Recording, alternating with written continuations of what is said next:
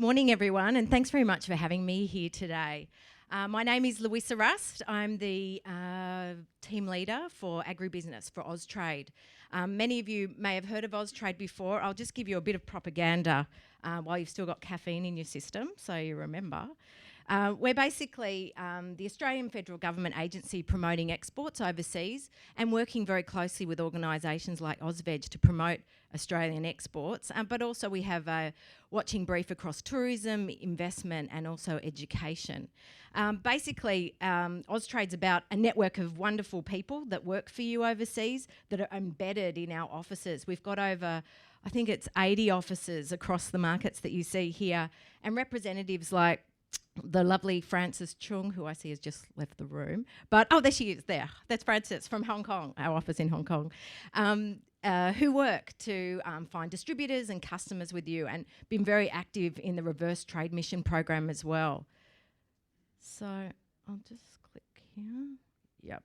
This is just some of the roles that we play in supporting food and agribusiness. We work with industry and government, providing a unified voice for the sector internationally, helping also to coordinate industry and government overseas to improve our collective impact and messages that we may have, and also providing exporters with insights and information about markets to give you confidence about making an informed decision about where you want to go to. And so hopefully today my presentation will give you an overview on the ASEAN markets. Before I go into it, I'm going to sort of set the scene as to why ASEAN and why I personally see that this is a market that's, particularly for the vegetable industry in Australia, has a lot of potential. It's still got some quite small sales that are going in there, particularly they're from a low base, but there's high growth. But we can talk about that. But in the potential, I think over the next 5 years, we're going to see some really big growth coming through from those markets. Okay. The global trends and opportunities for Australia. Sorry, I'll just grab these notes here. Sorry, I just can't read the screen very well. I'm not that coordinated. Basically, and we all know there's some big global trends that are occurring at the moment, and this is due to population increase, changes in demographics, like causing growing urbanisation, are really driving some long-term changes around the world. But basically, when it comes down to selling food and agribusiness products, it's changing consumption patterns. People are eating different foods, they're eating more food, and they're eating it in different locations, in different regions. We're seeing there's some changes in terms of those locations of where the growth is that's coming through. Okay. So with these global trends, as I mentioned, there's significant population growth. There's also significant shifts in trade flows, and this relates to really where the different regions where we're seeing the growth opportunities coming through. Already, the balance of the world's economic activity is moving to Asia and the Middle East, and already China and the Middle East are already our two principal agricultural export areas with about $4 billion apiece. These shifts, these changes in geography, as well as the composition of trade flows, we're starting to see like a new Silk Road, new opportunities, it's new ways that we're doing business and different people that we will be doing business with exports. Technological change is also a key driver. It's really changing how we're exporting overseas as well. And this is through the whole supply chain, through production, through distribution, and finally to consumers as well. I've been based up in China for 5 years and just seeing amazing changes in terms of online e-commerce development there. And what do you think, you know, I was living in Sydney before and used to order online my veggies to be delivered at my door, and I can get that done in Shanghai now. And that's really an amazing development that I went up there in 2010. It's only started in about last 2 years, but it's really quite a sophisticated supply chain system. It's also a fantastic way to communicate with the consumers as well. So it's quite phenomenal how that is changing. That will also be filtering down into markets of ASEAN as well, as we're seeing markets like Singapore's got very high mobile phone usage, and also online networking is very powerful. Okay, so this is the shifts in the Asian markets here, and it's really demonstrating also integrated supply chains. So we've sort of touched on consumption patterns changing, but also supply chains. Regarding these trends, one needs to note, like for Australian food exporters, is across all Asian markets, there's this shift away from short-term price-driven trading markets to ones that are much more built around integrated supply chains and long-term supply relationships and differentiation between different suppliers and different countries of origin as well. This links through to what consumers want across a range of markets as their incomes improve, high quality products that they can trust, and linking to their lifestyle as well. This is good news for Australian producers. This is moving us away from being price takers to being price makers. If we can become more integrated across the supply chain, this is better for industry and better for us. So in regard to a few challenges that we have in approaching this is that we need to understand our markets better. We need to find a differentiated position with our trading partners and our consumers so that we can create those integrated supply chains. We also need to maintain our competitiveness. Everyone is looking at Asia at the moment and looking at the ASEAN markets, and we've got a lot of really high-performing competitors that are in there. Also, we need to stay relevant despite a small market share, and it will decline because we will see producers like China and Vietnam will be increasing at that low cost level. Our market share will change, but we need to be performing at that higher level in the marketplace, really appealing to those affluent consumers and getting a higher value product there. So as I said, this is the growth of the value of our export is well beyond the volume that we're going to be doing. We need to become a preferred source of a high quality food for affluent consumers. To do this, we need to have closer engagement with our customers and more integrated international supply chains, and also, as David mentioned, a unified national voice to international markets. I think one of the criticisms that we see from buyers overseas, they're confused from Australia as to all the different messaging and branding that Australia has, different players out on their own. It's confusing. They want to be able to use brands that they can then on-sell to consumers so that it's a unified voice. It's one message that's quite clear against all the clutter that comes through. This is in regard to discretionary food demand. It's growing. This is the growing middle class that we keep hearing about. At the moment, the forecast for Asia region is we'll have 5 million middle class. In 2050, it will be 3.2 billion. This is an increase of 75 million additional middle class mouths every year. That's a lot more people coming online that will be eating higher value products, higher value vegetables. So the opportunity is for us to be producing, becoming an aspirational choice for fresh and for packaged food as well, and use our premium positioning to get better returns. And we do this by leveraging the safety and integrity of our food systems. We've all, the government, industry, yourselves have invested a lot in the integrity and systems that ensure we have fantastic food safety in Australia. It's all cost us money. It needs to be leveraged and then used overseas so you get a better price for your product. And we are clean, safe, nutritious and good quality, but we don't own that territory. And this is something that I learnt when I was overseas. I assume, and it's true, Australia is a wonderful country. We have these systems in place. We have fantastic quality of product, but it's not just us. We don't own that territory. The US, Japan also are quite, they're competing with us out there. We have to make sure that we maintain our quality and that we can punch above our weight and compete against these other countries as well. So the challenge is delivering what our customers want and be able to tell a compelling story for Australian food, a compelling story for Australian vegetables, so that customers feel reassured and confident when they're buying our product at a premium price, that they are assured as to why they're doing it and that they can convey that to the consumer so that they get the higher price as well. So now we'll move on to ASEAN and vegetable exports. And I'll move through this quickly for you. I just hope I'm sort of on time. In 2014, Australian growers exported fresh fruit and vegetable exports worth about 754 million, and this went to across 18 fruit and vegetable categories to about 26 international markets. Today I'm going to talk about ASEAN. ASEAN is 10 countries, as you can see, located in Southeast Asia, and I'm going to focus on 6 markets of Singapore, Malaysia, Indonesia, Thailand, and also Vietnam as well. ASEAN is one of 3 spheres of Asian prosperity that are fundamental to Australia's future growth, and even more so than other countries that like China and India as well.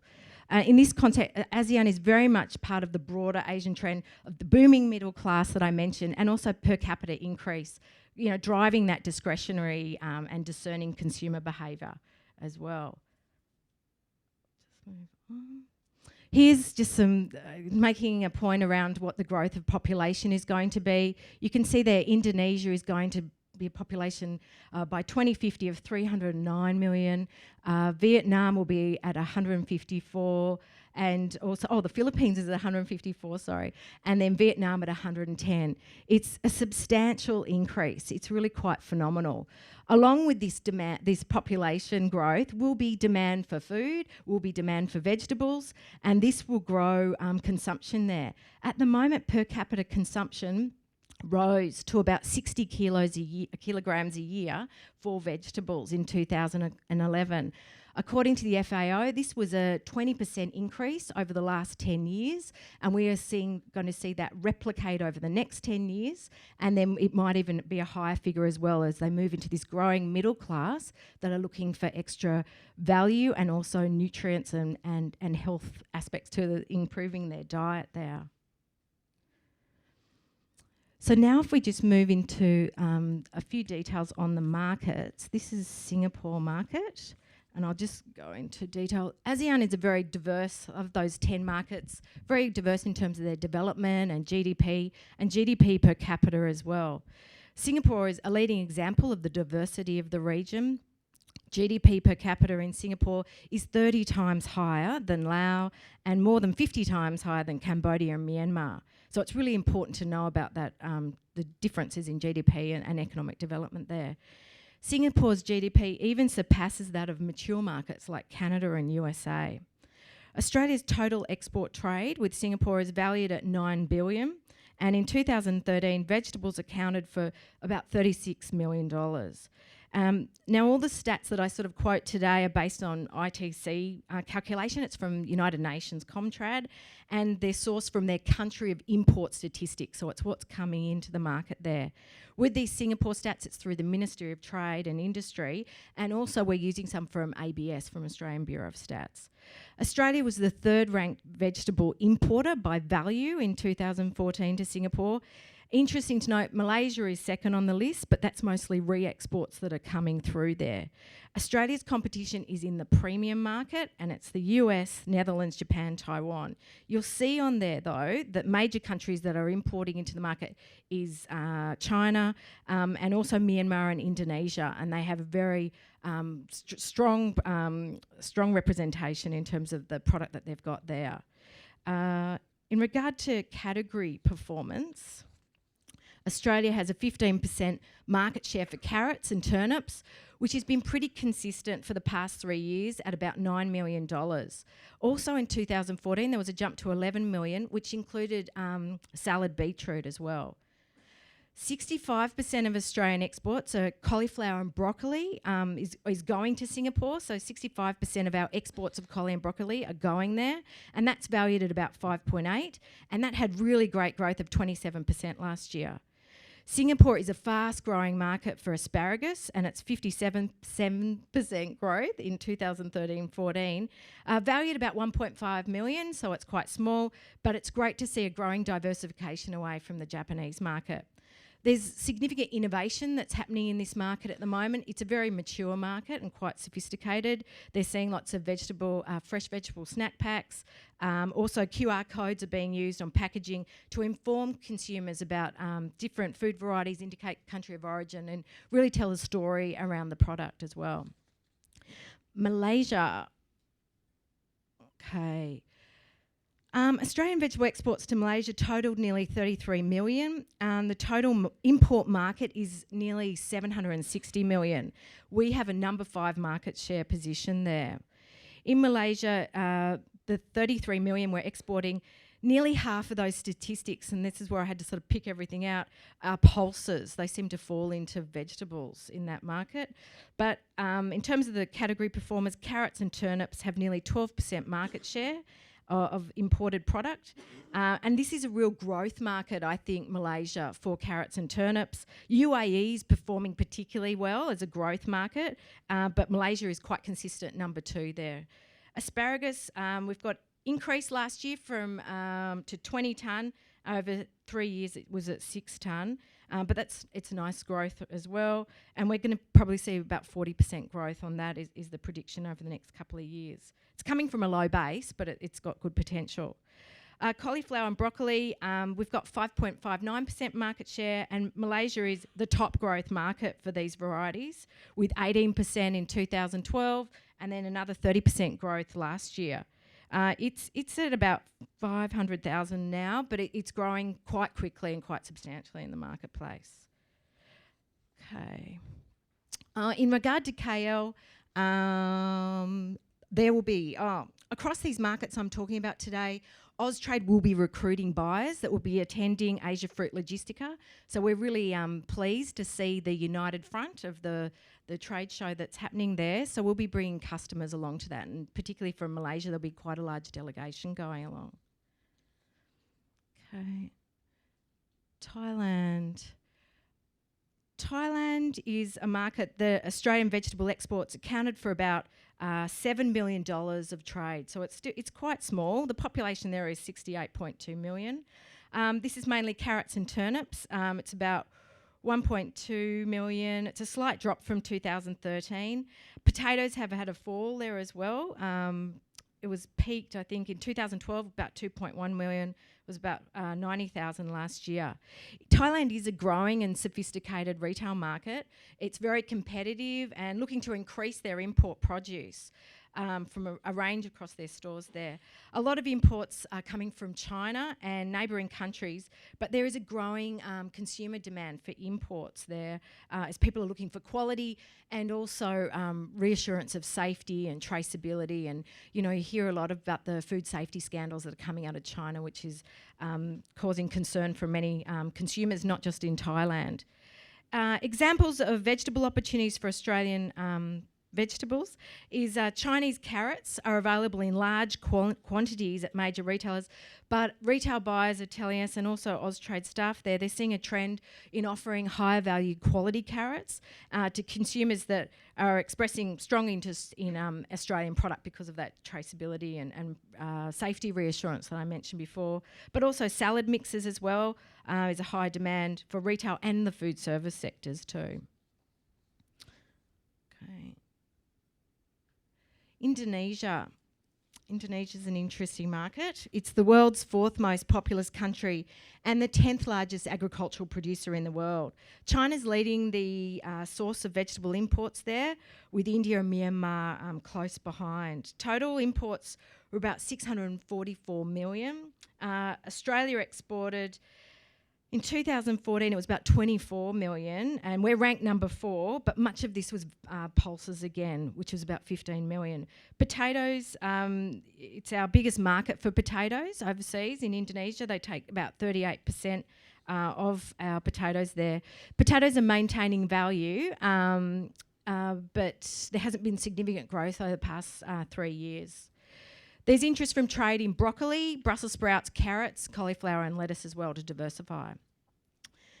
The trade outlook under the new government up there is challenging, and this sort of touches on market access, which was mentioned before.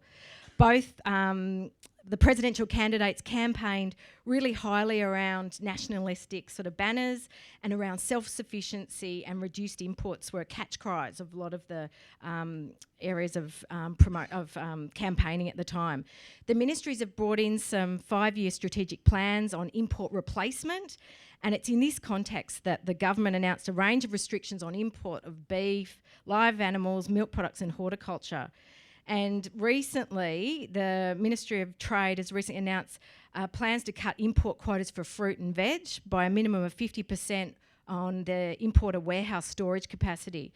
This cut builds on initial quota reduction earlier this year, and the storage capacity is used by the Ministry of Trade to calculate the volume that each importer can bring in there. So if you're importing into that market, there is going to be some substantial changes that will be restrictive. At the moment, we're thinking, and individual importers are likely to review their product lines, and they're going to go with the high profit lines there. Austrade Jakarta is communicating directly with Department of Agriculture, and Department of Agriculture is continuing to raise industry concerns around these changes that are coming across.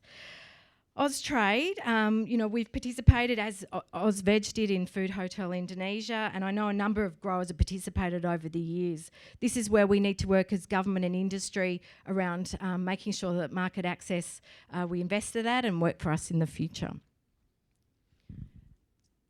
With the Philippines, it's growing demand for quality imports. It's still a small market for us. We're ranked number 6. The value is 5.7 million that's going into there at the moment from Australia. It's mainly lettuce, cabbage and carrots, but really small quantities, all under $50,000 that's going in. And Vietnam, it's another huge potential market with a huge population there. It's got 90 million.